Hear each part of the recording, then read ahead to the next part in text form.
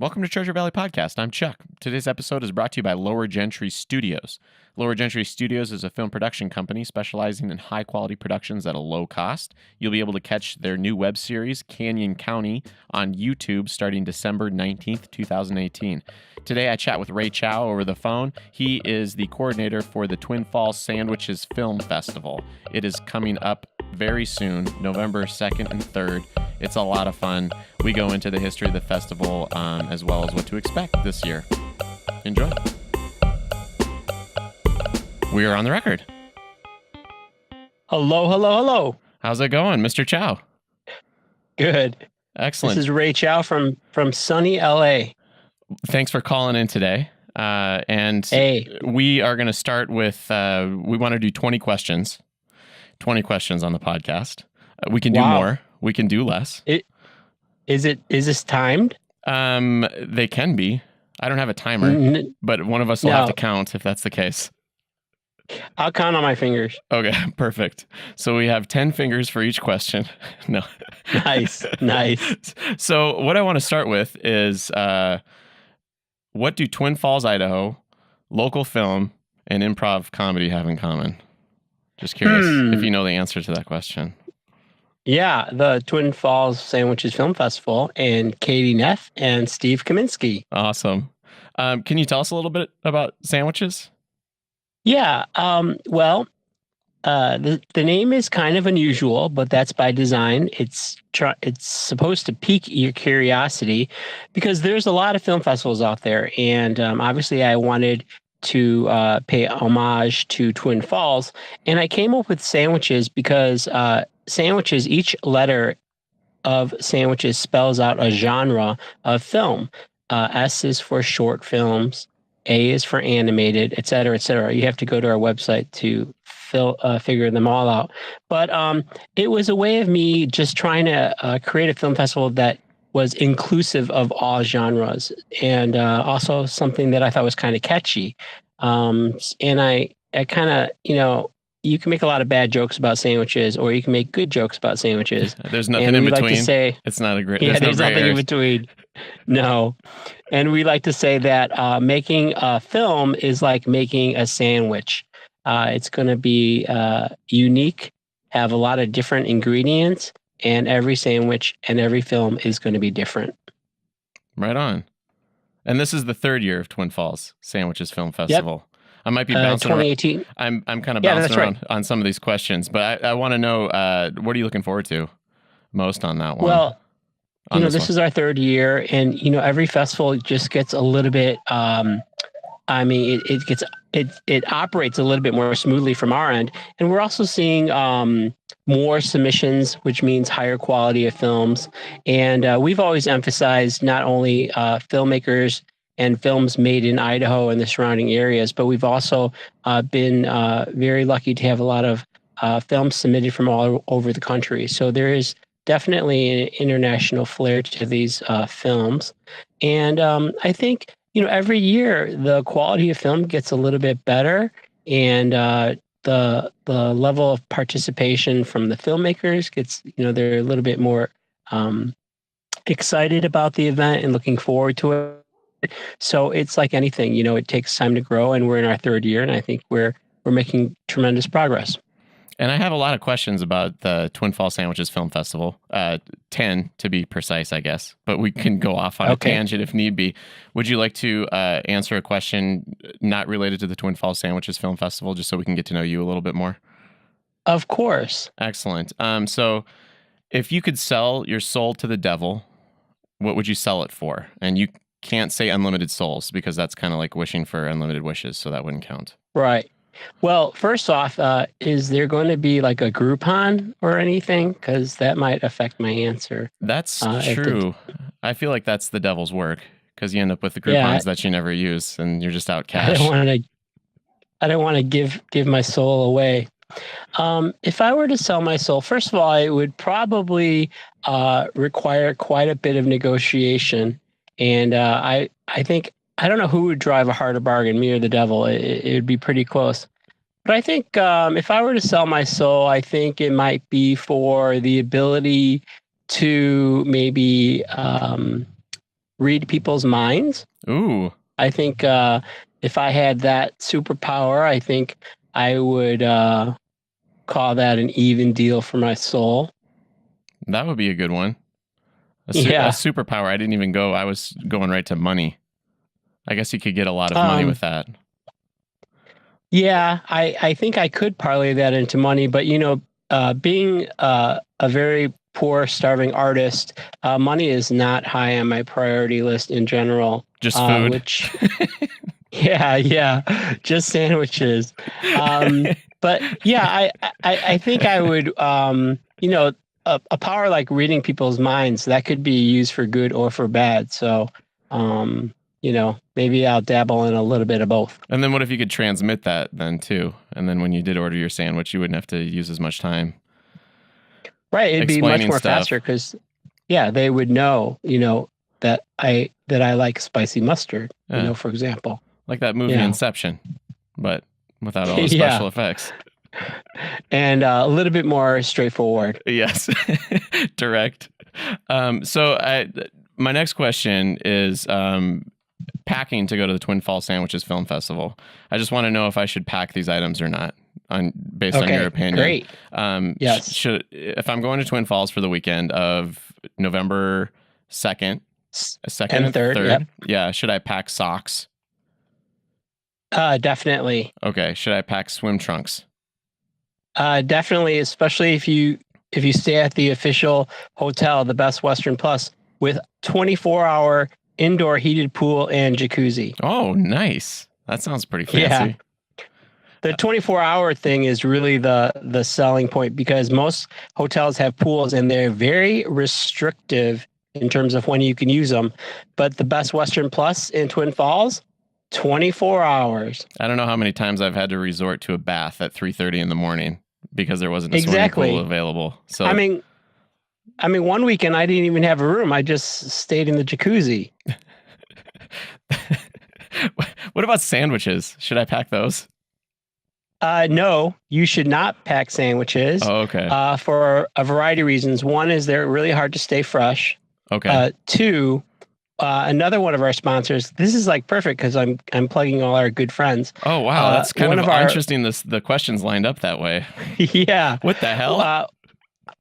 Our presenting sponsor, Twin Falls Sandwich Company, is so gracious and always provides plenty of sandwiches for our guests. And this is kind of how life is. I did not know that there was such a thing as Twin Falls Sandwich Company, and everyone should Google it if they haven't been there. And when I had planned this festival, we decided to plan. We coordinated with the Orpheum Theater, which is a beautiful theater in downtown Twin Falls. And after that deal was done, Katie Neff, who's a fellow festival director, emailed me and said, you do know that the Twin Falls Sandwich Company is next door to the Orpheum. And I had no idea that it even existed. So they were a natural partner. Yeah, it is really just coincidence. And then I reached out to them, and Shane Cook, who's the owner of the sandwich company, has been so generous and so welcoming. And so instead of suing you and shutting your film festival down, he decided to partner up. That's great. Well, Shane is such a great guy and easy to work with. And it was really funny because when I approached him, I was kind of nervous. I had this presentation, just everything prepared on how to sell the film festival. And he goes, yeah, of course. He goes, everyone already keeps asking me about it because they think it's my festival. So it just worked out perfectly. And our guests really enjoy his generosity, and it's a great restaurant, and it's right there. And so I would not pack sandwiches. Maybe you can pack an extra swim trunks, because you might eat so many sandwiches, you might need a larger size. Oh, good point. Plan ahead. Yep. That's good. Yep. Should I pack fingernail clippers? Actually, I don't think you should pack fingernail clippers because the award ceremony, which is going to be Saturday around 9:30, it's going to be a nail biter. So Ooh. if your nails are needing a trim and you're a filmmaker, you will probably be gnawing on your nails in anticipation of the awards. I think that Which, was by the way, we annually we give around $1,100 worth of cash prizes. So dang. for many filmmakers, not only do they not need nail clippers, they don't need toe clippers either. Because you'll be biting on anything that you can get your mouth on. Is that Yep, right on? that's the way it goes. I think that nail biter joke was the best one I've heard today, as far as jokes are Really? concerned. Yeah, but I guess we're Yeah. we're early into this podcast, so we'll see where it goes from here. Yeah, you probably haven't heard that many jokes today either. What about yogurt? Should I pack some yogurt? Actually, that sounds like a setup because no, you should not pack yogurt. Oh, shoot. Because one of our other sponsors is Chobani, Right on. who is the best. And literally, not only should you not pack yogurt, you should refrain from eating yogurt for approximately 4 to 5 days prior because you are going to be fed so many yogurts in various flavors that you will probably you want to like build up your desire for yogurt a couple days. You get there, boom, yogurt here, yogurt there, and you're going to be enjoying healthy yogurt from Chobani. Okay, I'll start my yogurt fast towards the end of October then to make sure that I'm ready. Perfect. Maybe around Halloween. Okay. Just stick to the sugar stuff. No dairy, and I'll be ready to roll. Awesome. Yep. How about toothpaste? Should I pack toothpaste? Well, yeah, I think you should pack toothpaste. We're really big on hygiene. Oh, and actually, one of the short films this year is called The Dentist. Ooh. I'm not going to give you too much about it, but it's a short film, and the protagonist is a dentist. Actually, a depressed dentist, if I want to get people more curious. So you have to come to the festival and check out The Dentist. There's I have a question later on about. We got to get through this list though first. Joke book. Should I pack that? No, because Katie and Steve, who hosts the event, they're professional comics. They will keep you laughing. And in fact, if they see you with a joke book, they'll probably throw it at you. Oh, okay. So unless we want to be a target, then we should avoid those objects. Well, I'm just saying. How about DVDs? Should I bring any DVDs?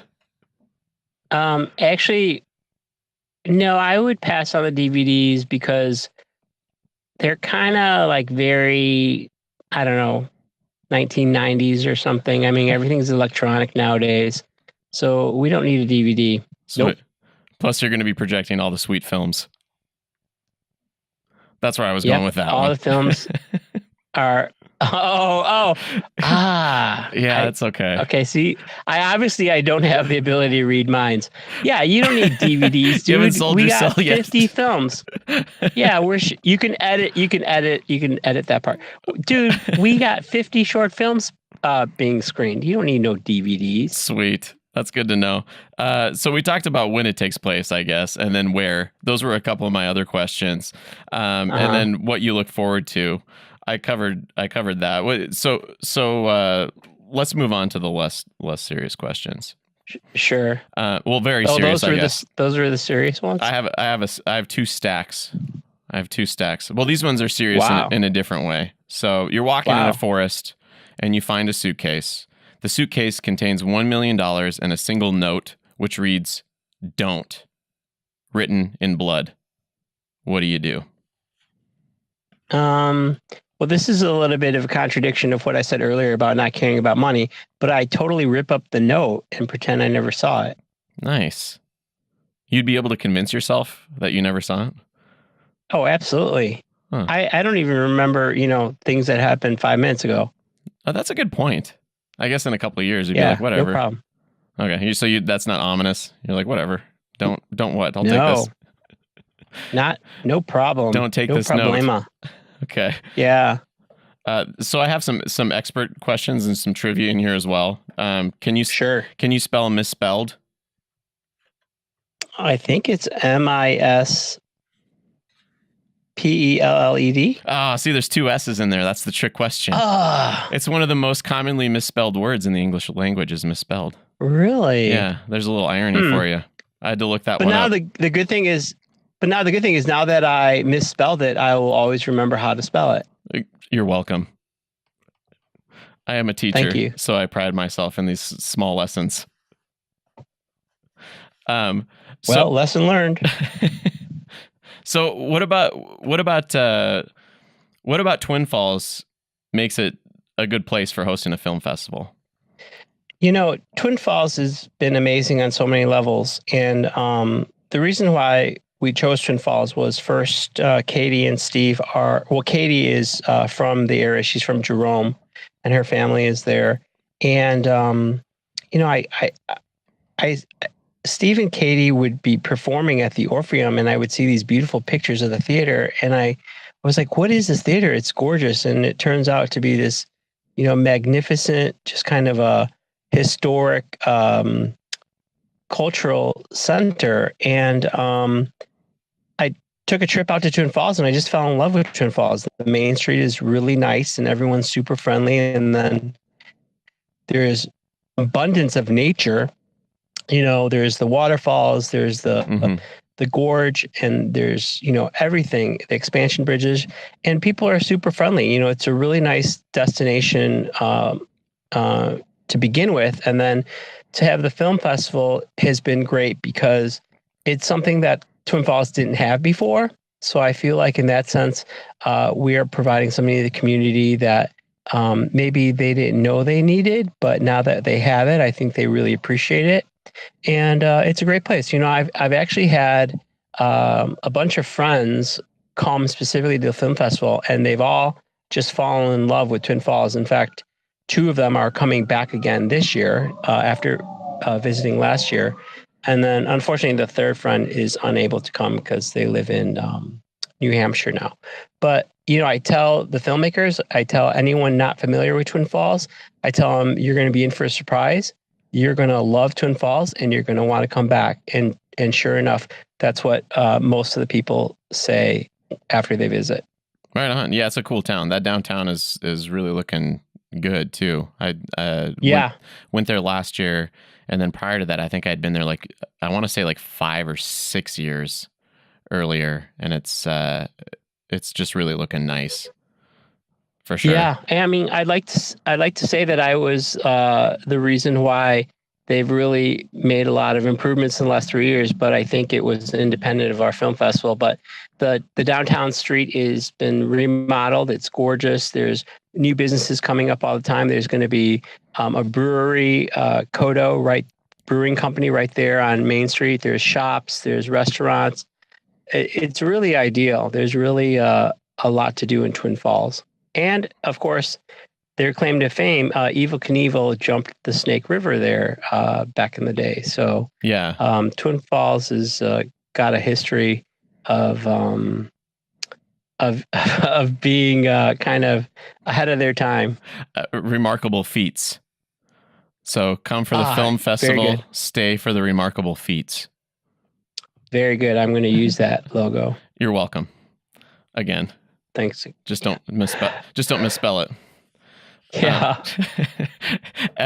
FEATS. Remarkable feats. Oh, right, as opposed to FEETS. Yeah, just be careful. Also, evil's a little tricky one too, because I think it's EVEL, not EVIL. Yeah. Dang, we're getting also. I feel like I'm gonna have to flash the spelling of the words up on the screen for everybody, so just so they can follow along with our conversation. Do you think people should be allowed to pick the gender of their unborn child in advance? Actually, that's being done I know it's being done a lot in Asia, and I think it is being done in the United States, but it's probably frowned upon to some degree.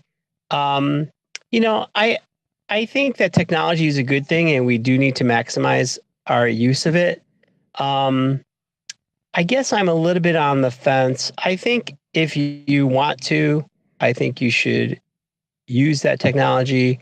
I don't think I would judge anyone either way. So I guess, yes, I think people should be allowed to. It's kind of like if you just got like a double, like that's a coin that was double-sided heads. It's just always flipped. You landed on heads every time, or tails, I Right. guess. Well, I guess it'd be a similar thing, yeah, right?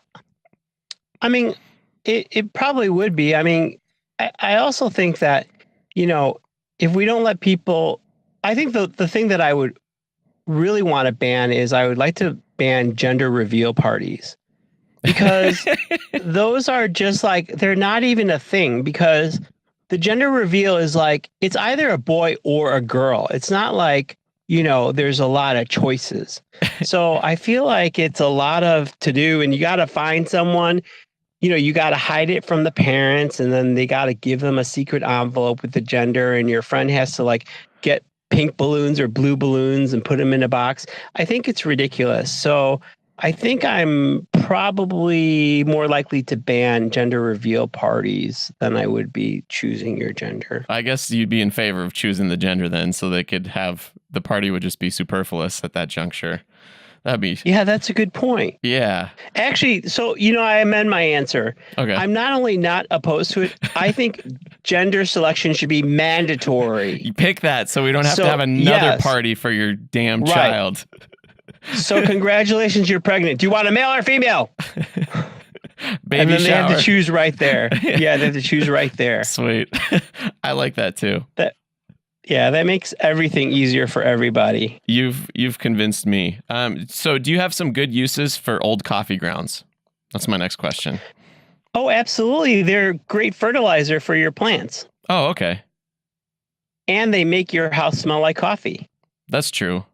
So I should stop putting it. I've been putting it in the carpet, but I like the coffee smell, but I didn't know I should save some for my garden as well. Yeah. Or your potted plants. Oh, okay. That'd be a better spot for them. So, how far do people travel for the Twin Falls Film Festival? I'm just curious. Like filmmakers, if you have anybody coming internationally, if you have had. Yeah. What's the situation? Well, we actually have a screenwriter, because we have a screenwriting competition as well. And it was our first year, and she actually has won the award 3 years running from coming the furthest. She came all the way from Australia. Oh, wow. But I don't remember if it was Sydney or Melbourne, because one is way closer. But regardless, she came the furthest, and I think that record will stand for quite a bit. And amazingly, she literally came for the festival. Like she arrived on Thursday and left on Sunday. Like, oh wow, not a single other reason. And she flew through like 5 different cities to get there. And she had a great time. So there's not a direct flight from Sydney to Twin Falls. They don't have that. They don't have that yet. No, only on Wednesdays. And so she wanted to come on Thursday. So that's okay. But otherwise, last year we had filmmakers from New England come, obviously Los Angeles, the entire Pacific Coast. I think and last year we had a screenwriter come in from Baltimore, but he's since relocated to LA. So yeah, they do come from all over the country. I mean, those filmmakers. I mean, for people who don't know, the film festival circuit is really a lot of fun. And if you can afford to participate, you really gain a lot. You get a lot of insight. You learn a lot about your craft, and you get feedback. I think a lot of times independent filmmakers make films and no one really sees their work, or the work is distributed online and they don't get any feedback. So I think film festivals are really popular because as a filmmaker, you get to sit there in the audience and you get to, gauge their reaction. I know that I really enjoy that. But then, like anything, it costs money. I mean, and a lot of independent filmmakers don't necessarily have the money to spend on that. So, and this year we're waiting for sponsorship from Visit Idaho, the tourism bureau. And we're hoping to use some of that money to offer like a stipend to filmmakers to come, probably particularly student filmmakers, because we want to encourage student filmmakers to stick with it Yeah, and participate to the extent that they can. that'd be cool. Yeah. Yeah, it is. It is nice to actually sit in a theater and watch what you did, Yeah. because it is And online is like basically where people go for the right. most part And the now. Orpheum is a full-fledged screen. Like it's actually larger than most Cineplex screens, and great audio, great sound, and it's a Mhm. real theater, and it's you get to experience it very differently than on a small screen or even at your TV at home. Yeah, it is a cool theater for the people in the Treasure Valley that have been to the Egyptian theater here. It's a smaller version of the Egyptian theater where it's Oh an wow! actual, yeah. Wait, so you're in the Treasure Valley, and Twin Falls is in the Magic Valley? Yeah, it's a Magic Valley. I totally this is a Treasure Valley podcast, but technically we're broadcasting from here. I mean, we're broadcasting on YouTube, Wow. so I guess there is no it's close enough. These valleys are amazing in Idaho. Yeah, it's not one big valley. That's not Right, possible. correct. It's separate Right, valleys. That's why we named them right. such. So you were talking about the film festival, going on the film festival circuit. That was Yep. one of the questions I had. The biggest differences between Twin Falls and Twin Falls Film Festival, a film festival in Twin Falls, or maybe a rural film festival versus one that's in a bigger metropolitan area, like you're in LA. Is there Yeah. like a different feel to that, or what's? Oh, definitely, and I can speak to that. I've been attending film festivals since 2009. I think is my first film festival, and I've gone to all types of festivals all over the country, small, large, really well-known ones, some not, some brand new ones, and I've been involved in probably 4 or 5 film festivals in different capacities. So I'm familiar with a lot of ins and outs, and I think that's what kind of gave me the confidence to start my own film festivals, because I kind of saw what I liked and what I didn't like as much, and I really tried to pull the elements that I really liked from all these various film festivals.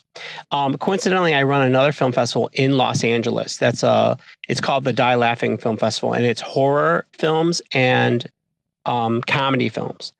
And I can tell you that the two festivals, even though they're run pretty much by the same people, are incredibly different. The Twin Falls Film Festival allows me to really get the community involved, get a lot of sponsors, a lot of kind of support that's community based.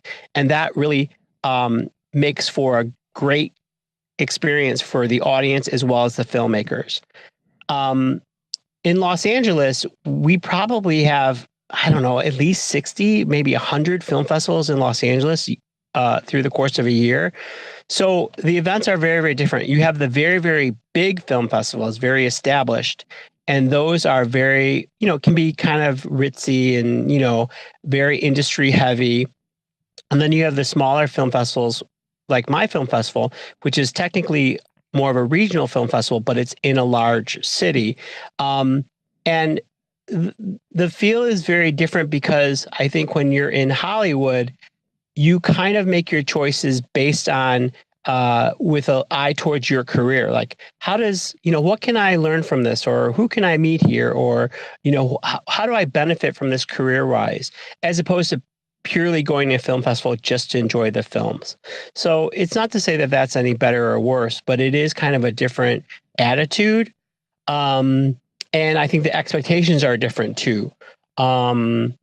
So I think there are a lot of differences based on just kind of the personality of the film festival.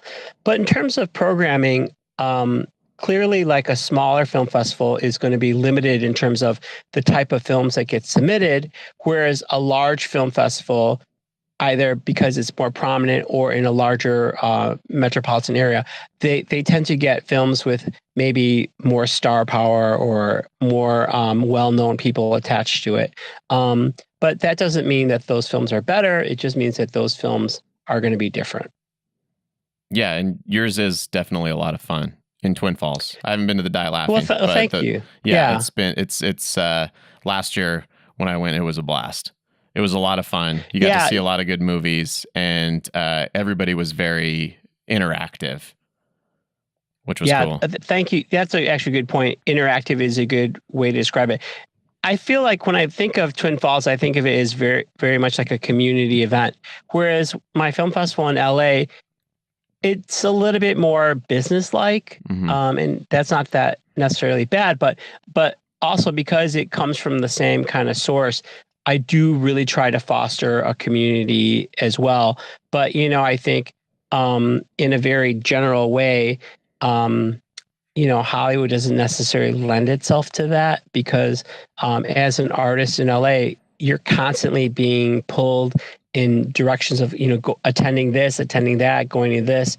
So, whereas in Twin Falls, maybe this is a unique opportunity to see films or meet other filmmakers or talk about film.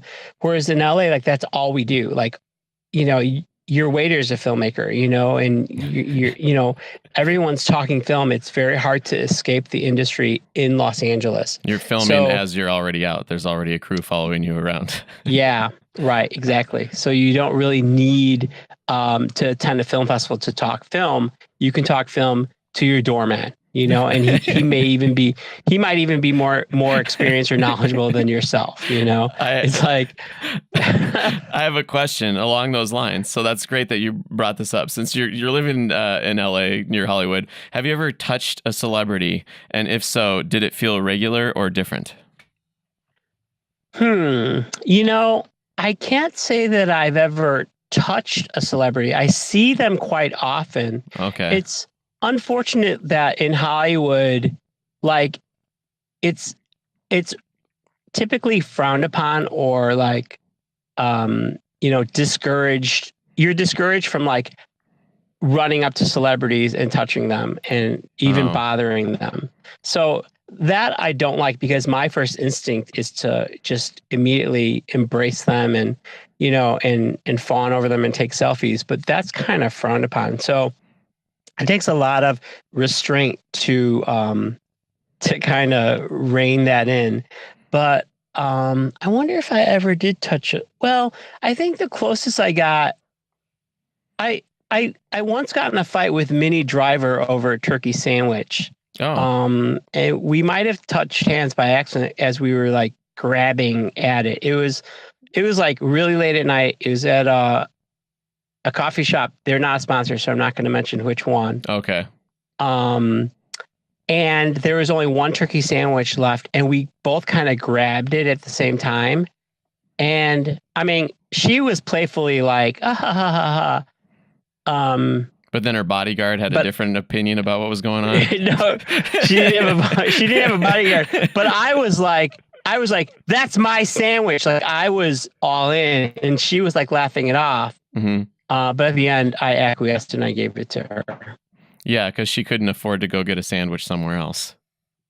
Yeah, you know what? That I didn't realize the injustice in that until right now. But yeah, that's kind of a sad story. She took your sandwich. Yeah, and now full circle. Now maybe I should get her to come to this Sandwiches Film Festival and then wait for her to be served a sandwich and then grab it.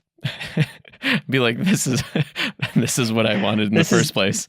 Yeah, finally, this is payback. After years, I got you. Yeah, right. I created this whole festival just for this moment. Not speaking of nearly losing limbs to celebrities, I have another question along those lines. If you had to lose 2 limbs, which 2 would you choose? Which 2 limbs? I think I would just go with my legs, just because I get really tired walking, and I never get shoes that really fit, and I just as soon get wheeled around. I was thinking I would go like opposite, like left arm, like right leg. Because then I feel like somehow it would just balance out and I wouldn't notice anything being gone. Except for like the weight loss that would come along with losing 2 limbs, Yeah, that might work. I think it would be I like the alternate sides because that kind of balances out in some weird way. Yeah. But I feel like if I were in a car crash or something, then I wouldn't have like some weird situation with the airbags because my body would be like balanced out like a crash test dummy fairly closely enough. I don't know. Yeah, but I think in that case you would really be wasting money because you'd have to like throw away one shoe and one glove. Oh my gosh, I didn't even Whereas think about that. with my choice, I just don't buy shoes. Yeah. Yeah, and then you can just buy shorts. I didn't think Right. about the fabric cost. Dang. Yeah. I thought I had this answer totally squared away. But no. Well, I guess there's more of a gray area than I thought. it's a much more complicated question than you initially thought. Yeah, obviously. Um, so one question I wanted to know is about the submissions to the sandwiches. How many films did you watch to prepare? Well, I mean, how many films were submitted, and what is that like? That's got to be. I don't even know the exact numbers because we accept submissions on 2 platforms, Without a Box and Film Freeway. Mm-hmm. And then also I'm coordinating 2 film festivals. So that's really 2 film festivals on 2 platforms. So I get an influx of films Mm-hmm. and I don't really know the exact number, to be honest. I just don't even pay attention. And then, depending on who's screening it, basically I end up seeing every film that's in the film festival, but it may not be until we get closer to it. So basically, for those of you that are interested in submitting films, I don't know how. Well, I guess I can speak to the 3 film festivals I've been involved with, not including, including my own 4 film festivals. Usually, like when a submission comes in, someone views it. I think some film festivals might have more than one view it if they have that many bodies, but I don't think most film festivals have that many bodies. So someone views it, and it's usually pretty arbitrary who views it, and then they kind of flag it as yes, no, or maybe. Okay. That's the way it's been at the film festivals I've been involved with. Right on. And so if someone gives it a solid yes, then it just kind of moves forward. If someone gives it a solid no, it kind of doesn't go anywhere. And if it's a maybe, it just kind of is lingering there. And then when it comes down to the programming, so in this case, I ultimately do the programming. So I have to take all the yeses and start categorizing them and trying to create a coherent theme or program or whatever. And some of it's just time. We only have X amount of times to screen films, and then they kind of get slotted, and then on rare occasions a film that got an okay doesn't fit either thematically or time wise, or just for whatever reason, but we all it definitely got approved because we like it, and then we also then go to the maybe list and we start I think at the end you want something that's really cohesive and fits together. So like at sandwiches, there's going to be different film blocks. Like one will be comedy, one will be thriller, one will be, there's different genres that get highlighted. And it's hard because surprisingly, one of the most popular categories is documentary. Huh. So we always select quite a few documentaries because they're often very, very well done. But the downside to documentaries is a lot of them, to be really, really good, are very, very long, or not very long, but they're lengthier than a comedy. A comedy, 5 minutes, 6 minutes, 10 minutes, but a documentary, usually needs at least 20 minutes to really get into a subject. And unfortunately, we just don't have enough screen time to screen all the top-notch documentaries. So unfortunately, a lot of those don't get screened simply for that matter. Got it. So it's quality, initial quality check. Then you go on and go thematic, which you did a great job of that last year when I came in. You did a good job of pairing things, so like it made sense. It was like a mood switch in between comedy sets with Steve and Katie, which was cool. Yeah. And then it went into a different realm of film, which I thought was pretty slick. I will say, first and foremost, for any aspiring or independent filmmakers, at least from my perspective, it's got to sound and it's got to look good. That's above and beyond the actual story, the actual writing, et cetera, et cetera. Mm-hmm. Too often you get a film that has poor sound quality or poor lighting. So, if I can't see the faces, on my computer, or if I can't hear it on my computer, it's unlikely I'm going to be able to appreciate it on a big screen. Yeah. So that's something I think filmmakers should be aware of. Don't skimp on sound and don't skimp on lighting, which is, I think, that's a kind of like a common new filmmaker mistake. I actually was guilty of it myself in terms of sound, because a lot of times a filmmaker doesn't necessarily understand the technical aspects of sound or light, and it is really important. So, do your best. I know it's expensive, but do your best to make it sound and look good, because otherwise, I think festivals are getting more and more selective, and they're not accepting films if the production value is not very, at least above average. Yeah, it's but it's getting. I mean, as far as the equipment's getting better and better all the time now too, and less expensive. Right. Which I is think that super actually. cool. I think that actually is the other side of the coin. Is there's no excuse not to have good sound or good light. Whereas I think in the past it was cost prohibitive, so I think festivals were a little bit more lenient. Yeah. But now there is no excuse, because it is accessible and everyone could access it with very little cost. Yeah, totally true. The sound and the light. Yeah, that's all difficult stuff. But that's like the basics. Like basketball, learning how to dribble or something like that. Yep. Yeah. Yep. Can you describe your life in 10 words or less without using the letter X? Sure, I can try. Does it have to be like a sentence or just like words? I don't know. That's just what the question was. 10 words. Okay. Or less. 10 words? Yeah. My life includes my dog, my friends, my work, and ... That's nice. 10 words. That was good. You got a chance to count on your fingers too, which I was sure you wanted that opportunity. Yeah, well, I have been this whole time. So. Oh, dang it. Okay. I hope I'm doing okay. Does the cast of Superstore get the standard 10% discount? I have that question for you. Actually, no. So for those of you who aren't following me or Superstore, I was really lucky my first network co-star was on Superstore earlier this year. And it was just a great experience. It was, I think in anything in life, you always want to get better and better opportunities. And it was definitely one of the best opportunities I had to be on set on NBC, and everyone was so nice. And I think another thing I'd like to say to aspiring actors or anyone in the industry, it's based on my experience, and I think it was counterintuitive. I think like the higher you go in the food chain, meaning the better projects you work on, the people actually get nicer.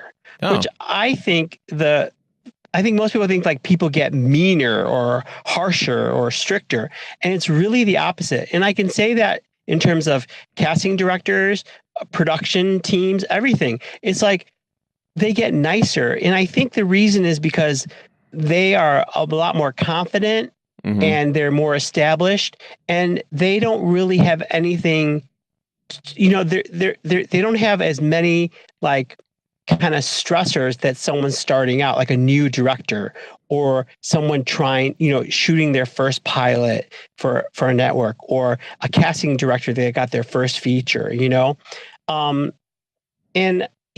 found that very interesting. So as a result, I take that information, and I actually am more relaxed when I go to higher level projects, which is good, whereas at first I used to get more and more nervous. Like I would get so nervous for, a network audition or an audition for a feature.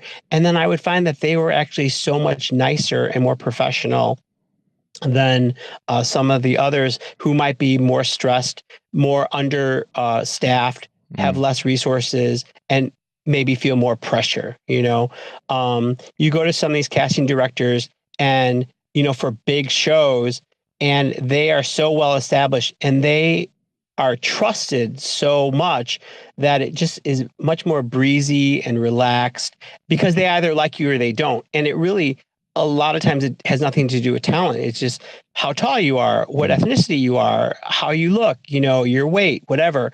There's so many factors that have nothing to do with your talent, because I'll give you a perfect example. Like if they're casting a co-star to go next to the series regular, and you, let's say, are 6'5", and the regular is 5'4", they're probably not going to cast you, because unless they want that height differentiation, they're not going to cast you because you're too tall. So you could give the best reading, but you just don't fit the box. So, the two things I would take away from this point is don't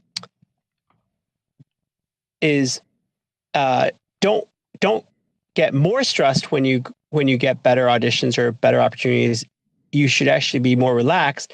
And then also never forget that a lot of the factors have nothing to do with you. They're really outside factors that you can't control. That's kind of cool. Yeah. And also no discount. Oh, no. Okay. Although on set, I can't remember what the prop, I can't remember. Wait, actually, I don't remember. I had a prop that they had forgotten about. And usually they're very good because they have a whole prop department, and like they're on it. And I think I was like either offset or almost offset with this prop. And then I went back and I gave it to them, even though I could have probably gotten away with it. So was it a really sweet vest? No, the vest they grabbed right away. I think it was the scanner, because I think I was like scanning things. Oh, dang.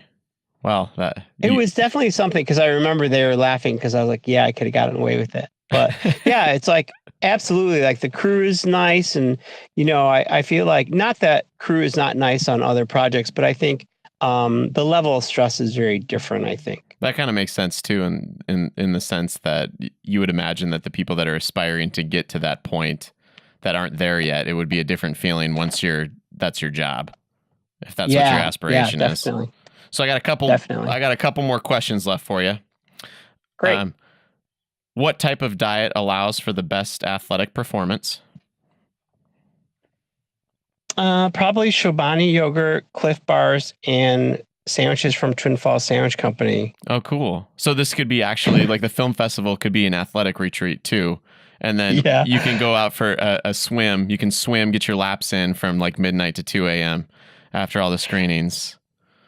Actually, I was just plugging our generous sponsors, but I'm not a good person for that question because I am not an athletic person. And ironically, earlier this month or last month, I got a casting notice that specifically said non-athletic body. Oh. And not only did I get an audition, not only did I get a callback, but I booked it. Oh. So it was definitely a double-edged sword, because I was offended that I was considered non-athletic. And to make matters worse, tomorrow I'm going to an audition for Dad Body. Oh. Dad Bod. Nice. So, yeah. I mean, I think for someone who's been suffering with weight issues his whole life, I think that's just another slap in the face from Hollywood. Thank you, Hollywood. Does it pay well, at least? I'll tell you off air how well it pays. Yeah. Last question. What are the best and toughest parts about coordinating sandwiches and other film festivals? Well, the best part is actually the event itself. I mean, it is, there's so much like community and love and just kind of supportive people. And I really thrive on that, and I love it. And it's just such a great vibe. I think it sounds a little kumbaya, but it really is. I mean, it's just intoxicating. And, to see a filmmaker who maybe never saw his film or her film on the big screen is very, very powerful. Also, when people bring their families, and their friends, it's funny because at the film festival, like, I don't have any family there. I have friends, but I don't have any family. And I get very emotional when I see other people with their families, or if I think of my family, So it's very powerful for me, and I really, really, I just it's really wonderful. It happened And last then year at after the I know, screening of Iron Brothers, which I thought was really cool because yeah, that whole yeah, thing was just like a friends and family gigantic those creation. guys out of Salt Lake. It was four brothers. The mom did costume. The Yeah. dad, like literally, it was all their family and friends. They shot a feature that looked like $1 million, and they have since got distribution, and they distributed it. I think a couple months ago across all platforms, and I'm assuming Redbox and Walmart, things like that. Oops, I shouldn't plug anyone that's not a sponsor, but not. I don't think the film festival, was what triggered it. My point is that, and it premiered at the film festival, and I remember like a lot of times I'm shocked. Like I'll see a film, and I'll be like, "Oh, what do you mean this is the world premiere? Like no one has scooped this up yet." And that's because there's just a lot of content out there, and there's a lot of festivals, and there's a lot of people looking for different things. So we were so lucky to not only get a great feature film that was filmed in the area, but also it embodied exactly what you mentioned. It like literally was a labor of love for their family, and then it had a really good result for them, which is pretty rare. So that was great. And then you did ask for the worst thing, right? Yeah, toughest is how I phrase it because it's just like more acceptable. Yeah. But we can say worst. I'll say the worst thing. No, the toughest thing. I think the worst thing is having to say no to some really, really good films. I mean, there are films that I really, really like, and then we just don't have room for them, or they just don't fit. And sometimes I'll write a note or something, a personal note, but I think that when all said and done, like it's nice that you get a note like that, but in the end of the day, like you're just kind of mad that you didn't get in. So I don't like having to say that to people, but it's part of the program, I guess. Well, that's good that you read a note, at least. Having been on the receiving end of a lot of those letters, it does make a difference if I get a response where they mention the name, versus just a form letter. Yeah. I mean, we're really lucky because we're small, so we are hyper responsive and accommodating, and I don't want to say all the things that we accommodate because then everyone's going to ask for it, but we do everything we can. We bend over backwards to make sure that people are happy and that they can attend, or that they feel like they're that they're being heard and their needs are being met. Because after all, I mean, there's a lot of film festivals, and we're just lucky that they chose us. Totally. And it's a great festival. How do people get tickets? What information do people need to know so that they can come to Twin Falls for that weekend? Our website is Twin Falls Sandwiches Film Festival, all one word.com. Our Facebook page, Twin Falls Sandwiches Film Festival. The Orpheum Theater will have ticket information probably in the next week. Okay. You can buy tickets directly, or you can show up at the door. Okay. We're primarily, we're basically a 3-person operation. So in that sense, we don't have a ton of things done as of now as they should be, which reminds me, we got another week. We got a week, so this I'll throw this up. Yeah. Hey, yeah. This is not live. Then edit all that and say that you can get tickets at there'll probably be a link on our website page. Okay, cool. Yeah. Well, excellent. So great. Thanks so much for chatting with me, Ray. We're looking forward to. That was only 20 questions. That was 20, man. We went. I got a bonus question. Did you want the bonus? Yeah. Okay. You are the 10th guest on the Treasure Valley podcast. 10 starts with the number 1. Can you name some other numbers that start with 1? How many? I was just wondering. That's the bonus question. You get like 1,000. Nice. Oh, dang.